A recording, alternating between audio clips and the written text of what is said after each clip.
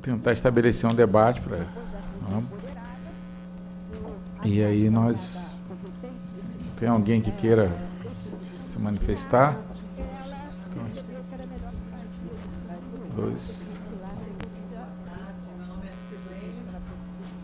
Bueno. Eu sou advogada, militante, não da área penal, até estou passando a ser da área penal justamente por conta dessas questões assim que a gente vê que se indigna, não consegue. Estou passando mal aqui porque o que fala-se, o que é decidido, sabemos que o direito penal dá sorte, né, uma banalização do encarceramento, e acontece que a pessoa não pega sorte no MP, a investigação é precária, daí vai para uma sentença condenatória, daí pega uma câmara de gás, que também vai preso, e o problema todo, acho que está no cerne da investigação. Então, não adianta falar em segunda instância, prisão em segunda instância, essa questão, se a pessoa deu essa falta de sorte, desde o MP, desde a falta de investigação, a investigação precária, o uso também do direito penal para vingança pessoal, né? Então, a gente vê assim, atrocidades de todas as formas, e cai nesse sistema, não sei se é sistema, projeto de direito penal do ódio, e eu acho que 50% dos juízes ou mais, pelo que eu ando pesquisando, analisando, o Supremo reflete isso.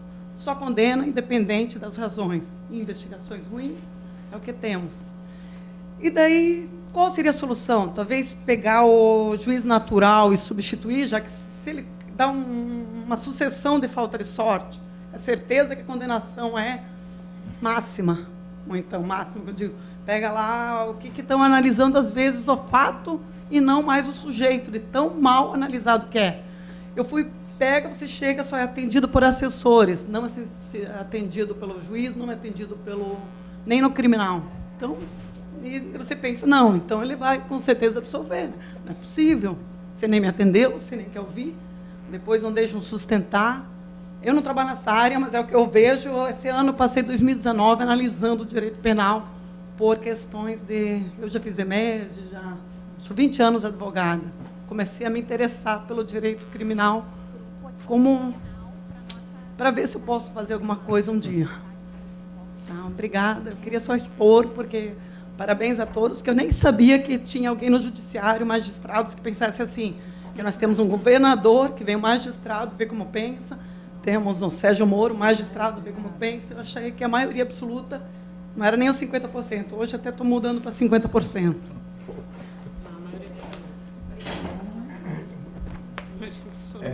Oi.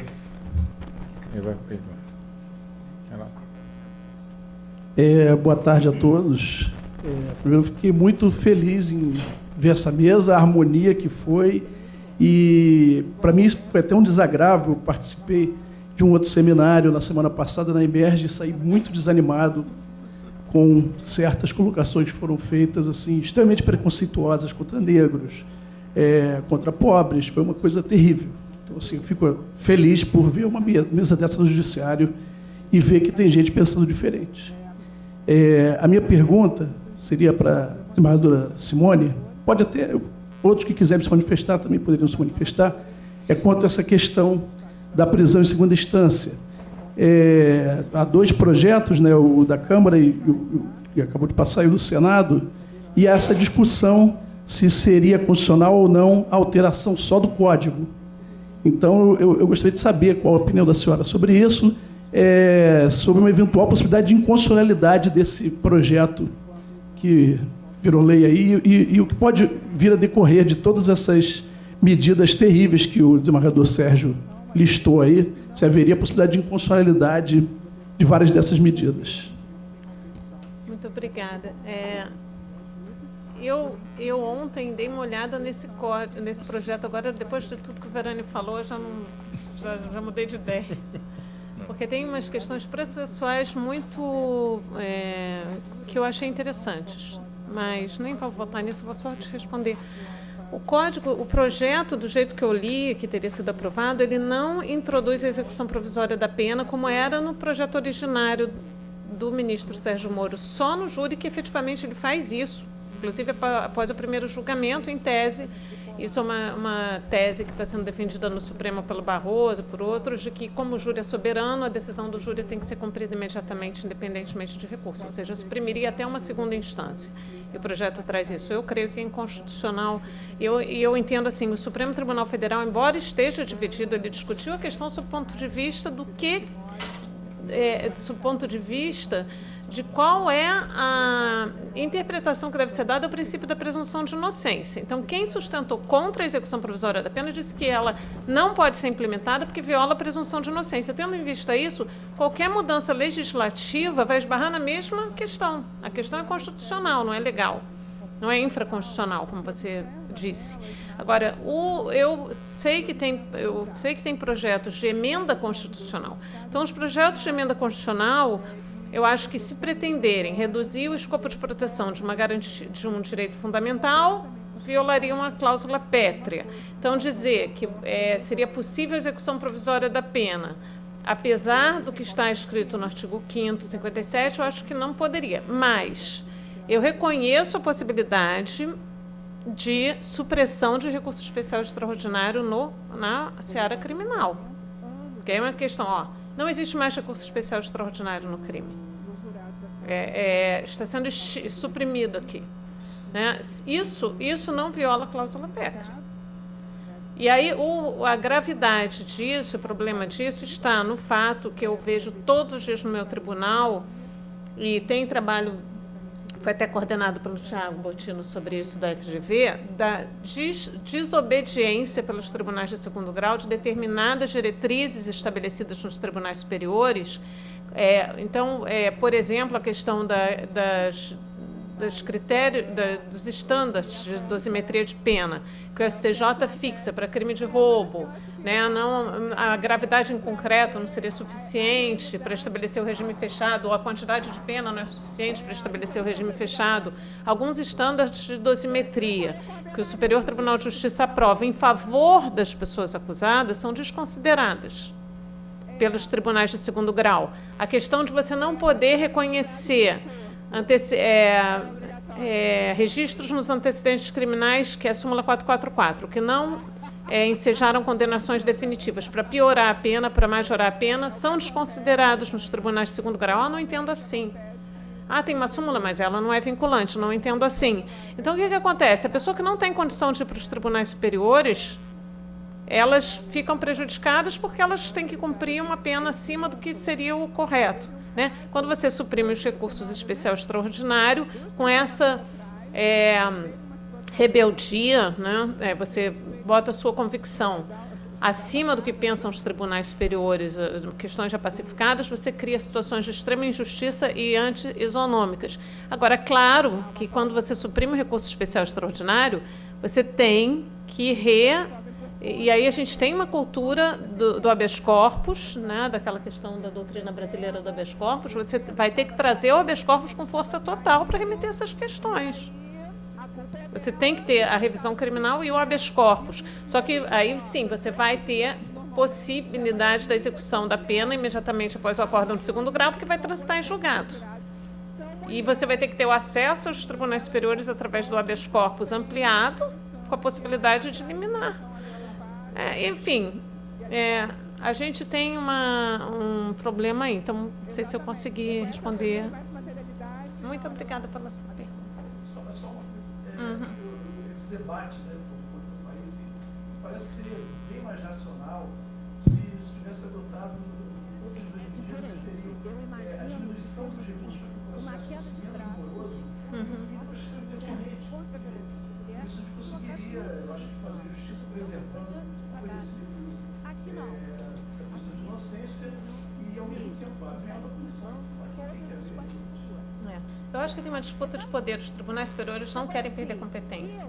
Então, embora eles afirmem e reafirmem que eles estão sobrecarregados, que não conseguem, que é insano o trabalho, ninguém quer abrir mão de um centímetros de competência. Então, o Supremo Tribunal Federal, que são 11, eles se acham no direito de gastar horas e horas julgando um caso, né? E eu canso de ver advogado reclamando que vai para lá e volta. Vai e volta como se fosse barato para Brasília, para sustentar o interesse do cliente. Fica lá até no final da sessão, cancelam, não dizem nem desculpas. Outro de uma amiga minha que ia fazer a Maíra. É a primeira vez que eu vou sustentar na tribuna do Supremo. Eu passei o dia inteiro. E aí, Maíra, como é que tá, Maíra? Quando chegou no final, não entrou o meu caso e não pediram nem desculpas. É uma loucura isso, né? Boa tarde, meu nome é Sérgio Magalhães. Primeiro, eu sou historiador, né? Sou formado na UERJ também, mestre em História. E hoje eu fiz Direito, estou terminando a faculdade de Direito, por questões dessa injustiça que a doutora estava falando, que a mesa toda falou.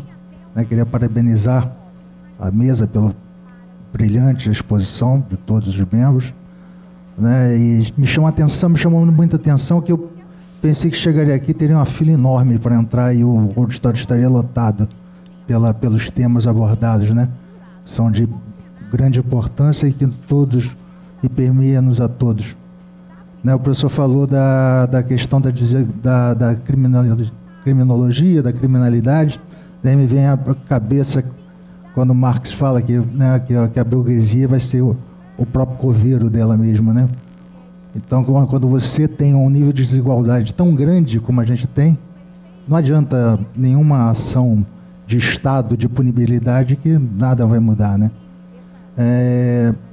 Então, eu queria pontuar alguns temas que, quando o professor fala, o desembargador Paulo Baldez, fala dessa questão do juiz não ver, e é assustador isso que vocês falaram.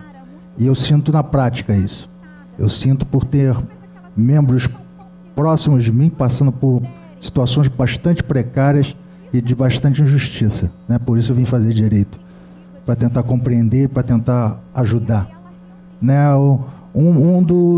Uma das passagens que me chamou a atenção foi na quinta Câmara Criminal, um determinado delegado de polícia, uma autoridade, cara, é brilhante, sempre atuou brilhantemente. Ele foi condenado a 4 anos e 8 meses porque tinha uma garrucha na casa dele que ele botava na parede, né? E essa sentença foi reformada pelo Dr. Marcelo Anátocles, né? Que achou absurdo, e era absurdo, uma perseguição política dentro do judiciário. Essa pessoa passa hoje por uma perseguição absurda, sendo condenado sem provas, com infiltração ilegal, com escuta ilegal, com todos os tipos de barbáries que vocês possam imaginar. E isso foi acatado pela vara criminal, isso foi acatado pela Câmara Criminal, e na abordagem de um dos desembargadores de uma Câmara, ele diz que pode fazer sim essa infiltração, desde que tenha resultado. Assim, é coisa absurda.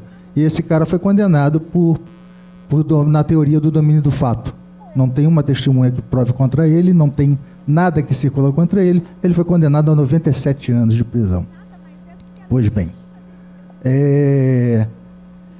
uma das coisas que eu estava falando aqui, que me chamou a atenção, e aí está esse fórum, eu sei que talvez vocês já tenham discutido isso, é essa diferença gritante da avaliação de uma Câmara e da outra, uma avaliação de um juiz e de outro, né? Nesse processo, por exemplo, uma juíza que deferiu uma prisão domiciliar, ela foi retirada do processo porque não era o que as pessoas esperavam dela, não era o que o judiciário esperava dela, e ela foi retirada do processo, colocada um juiz com 7 meses de formado para sentenciar uma pessoa a 97 anos, a prisão perpétua não, a prisão de morte, né?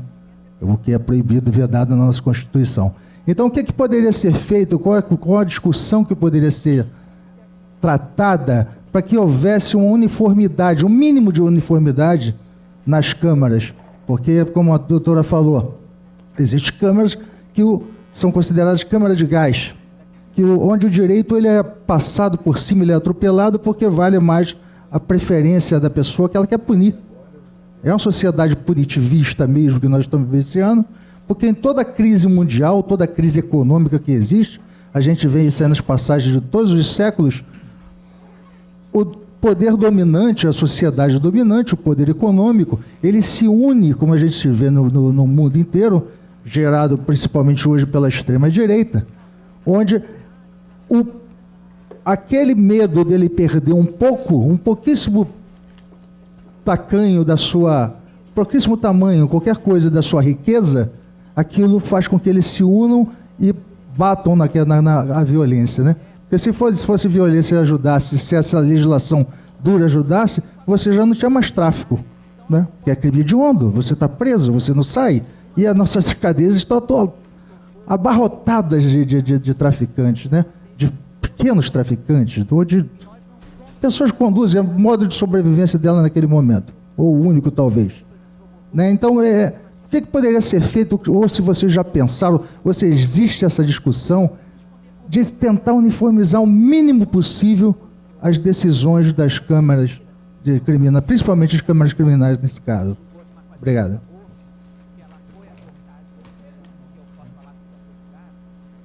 Tribunal tudo uniformizado para ferrar o réu, então. Uniformizado. É. É para piorar. Essa é a questão, né? Essa questão de uniformizar, primeiro, é muito difícil, né? Essa resposta é muito difícil. Não sei se...